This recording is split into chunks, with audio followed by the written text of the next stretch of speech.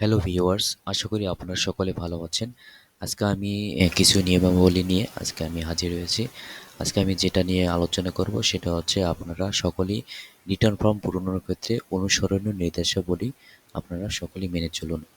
আমি আমার আরেকটি ভিডিওতে যেটা আমি দেখিয়েছি কীভাবে আপনারা রিটার্ন ফর্ম ফিল আপ করবেন এবং স্টেপ বাই স্টেপ বিভিন্ন ক্যালকুলেশন করবেন এবং সহজে কীভাবে জমা দেবেন সেটা আমি করিয়ে দেখেছি। সেটা আপনারা ভিডিওতে দেখতে পারবেন আমার চ্যানেলে।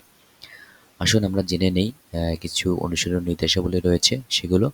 এখানে ১ নম্বরে রয়েছে এই আয়কর রিটার্ন ব্যক্তি করদাতা অথবা আইনে বর্ণিত নির্ধারিত ব্যক্তি কর্তৃক স্বাক্ষরিত ও প্রতিপালিত হইতে হইবে।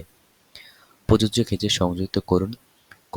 বেতন আয়ের ক্ষেত্রে বেতন বিবরণী, ব্যাংক মুনাফা, সুদের ক্ষেত্রে ব্যাংক বিবরণী, সঞ্চয়পত্রের উপর সুদের ক্ষেত্রে প্রদানকারী ব্যাংকের সনদপত্র, গৃহসম্পত্তি আয়ের ক্ষেত্রে ভাড়ার চুক্তিপত্র, পৌরকর ও খাজনা প্রদানের রসিদ, গৃহঋণের উপর সুদ থাকিলে ঋণ প্রদানকারী প্রতিষ্ঠানের সনদপত্রের বিবরণী, বীমা কিস্তি প্রদত্ত থাকিলে কিস্তি প্রদানের রসিদ, অংশীদারি ফার্মের আয়ের অংশ থাকিলে অংশীদারি ফার্মের কর নির্ধারণ আদেশের কপি, আয় ব্যয়ের হিসাব ও স্থিতিপত্র, মূলধনী মুনাফা থাকিলে প্রমাণাদি, ডিভিডেন্ড আয় থাকিলে ডিভিডেন্ড প্রাপ্তির সনদপত্র, অন্যান্য উৎসের আয় থাকিলে উহার বিবরণী এবং সঞ্চয়পত্র, এলআইপি, ডিপিএস, জাকাত, স্টক, শেয়ার করা ইত্যাদিতে বিনিয়োগ থাকিলে প্রমাণাদি।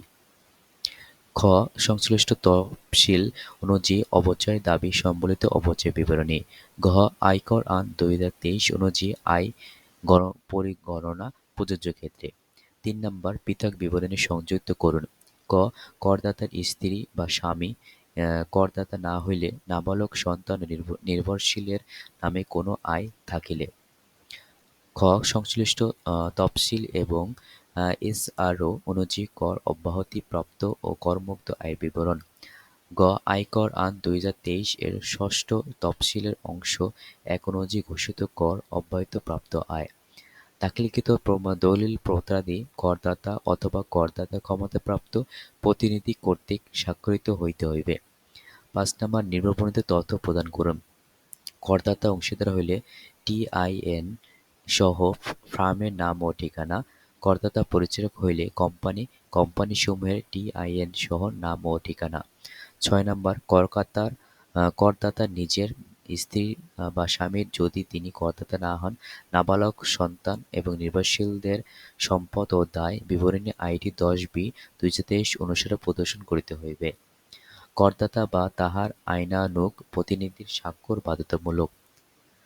স্বাভাবিক ব্যক্তি করদাতাদের ক্ষেত্রে আইটি ১০-বি ২০২৩ ও আইটি ১০-বি-বি ২০২৩ তে স্বাক্ষর প্রদান বাধ্যতামূলক। এখানে আপনার জীবনের আয়-ব্যয়ের যেটা রয়েছে, আপনার সম্পদ, অ্যাসেট, লায়াবিলিটি সেগুলো সম্পর্কে রয়েছে, সেখানে আপনার নিচে স্বাক্ষর দিতে পারবেন, সেখানে স্বাক্ষর করতে হবে।